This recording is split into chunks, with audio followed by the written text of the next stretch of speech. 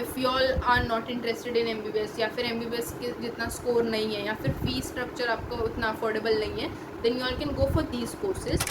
These were some of the fields that you all can look into besides MBBS after giving NEET, or if you all haven't given NEET also.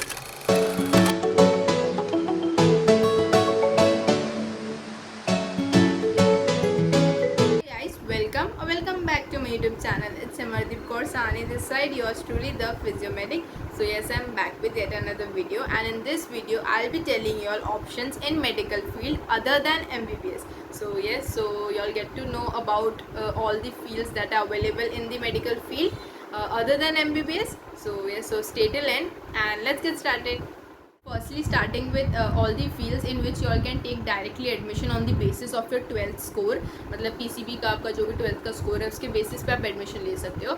So you all have the normal BSc course in biology. जो normal BSc का course होता है biology में वो आप कर सकते हो, या फिर BSc in biotechnology, BSc in microbiology, BSc in agriculture and farming, then BSc in animal husbandry, then we also have BSc in radiology, BSc in ophthalmology and optometry.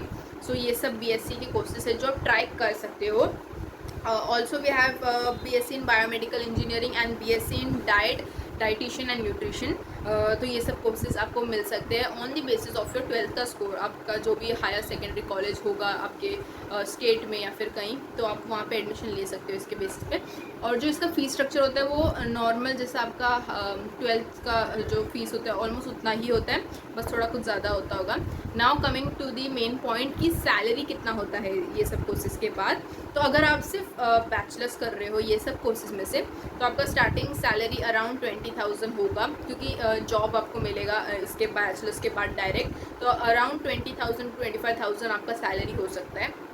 But it's not fix कि आपको यही salary मिले. अगर आप masters करते हो इसमें then obviously आपका जो सैलरी है वो इंक्रीज़ होगा या डबल हो सकता है.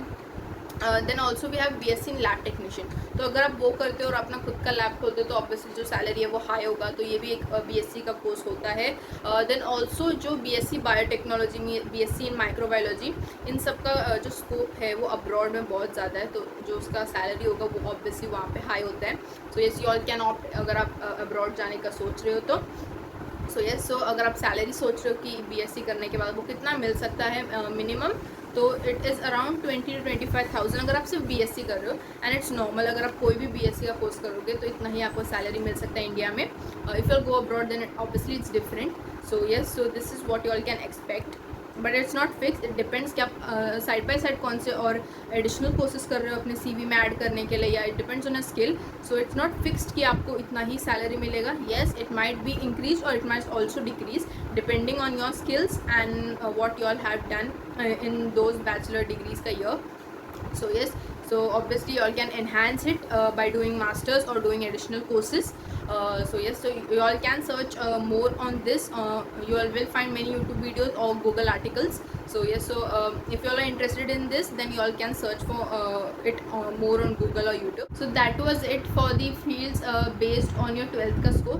Now if you all are planning to give CET, that is your state का CET एग्ज़ाम होता है, जो अगर आप वो दे रहे हो, जैसे कि महाराष्ट्र में जो CET एग्ज़ाम होता है उसके बेसिस पे आपको फार्मेसी कॉलेजेस में एडमिशन मिलता है एंड एग्रीकल्चर कॉलेजेस में एडमिशन मिलता है. सो येस, तो अगर आप महाराष्ट्र से हो और अगर आप CET देने का सोच रहे हो तो आपको फार्मेसी के कॉलेजेस में मिल सकता है एडमिशन, या फिर एग्रीकल्चर के कॉलेजेस में एडमिशन मिल सकता है. सो येस, सो अगर आप फार्मेसी करते हो तो उसके बाद you all can expect salary of about 20-30,000 after doing bachelors. Also अगर आप मास्टर्स करो तो इट्स वेल एंड गुड. उसका जो सैलरी एक्सपेक्टेशन है वो हाई हो जाता है. So yes, so if you are looking for doing pharmacy, you all can go for it by giving the CET exam in Maharashtra. I don't know about much about the other states, but I guess वहाँ पे भी CET exam होते होंगे अलग अलग states के. तो you all can give those exams and get into a pharmacy college. So yeah. Also, if you all are looking specifically to go into agriculture colleges और BSc एग्रीकल्चर फार्मिंग के जो colleges होते हैं well reputed and well known, तो उसके लिए एक अलग से एग्ज़ाम होता है KVPY, दैट इज़ किशोर वैज्ञानिक प्रोत्साहन योजना। तो ये एक एग्ज़ाम होता है जो ईयरली होता है around January February I guess. तो अगर आप उसमें क्वालिफाई करते हो तो आपको वेल नोन कॉलेजेस जो है इंडिया के, जैसे कि IISER Bangalore, you all might be knowing, it is one of the best colleges. So आपको वहाँ पे एडमिशन मिल सकता है इसके बेसिस पे अगर आप क्वालिफाई किए तो। So if you are thinking of going into agriculture BSc और farming, you all can go. And obviously अगर आपको आईसर जैसे कॉलेज में एडमिशन मिल रहा है तो उसके बाद के जो पैकेजेस होते हैं जॉब्स के, वो ऑब्वियसली हाई होंगे। So the salary expectation will be also high after doing these courses. Now coming to medical fields that you all can go into after giving NEET, मतलब अगर आपने नीट दिया है इस साल और अगर आपको MBBS जितने मार्क्स नहीं आ रहे हैं, जैसे 600 या फिर 600 प्लस फिर 550 प्लस नहीं आ रहा है, तो you all can go into other fields besides MBBS, जैसे कि BHMS, you have BAMS Ayurveda, you all have BDS, then you all have BPTH, then you have occupation therapy, prosthetic and orthotics, and audiology and speech therapy। तो ये सब भी है। And plus you all have BSc in nursing too। तो ये सब courses है जो you all can do on the basis of your NEET का score. If you all are not interested in MBBS या फिर MBBS के जितना स्कोर नहीं है या फिर फीस स्ट्रक्चर आपको उतना अफोर्डेबल नहीं है, then you all can go for these courses।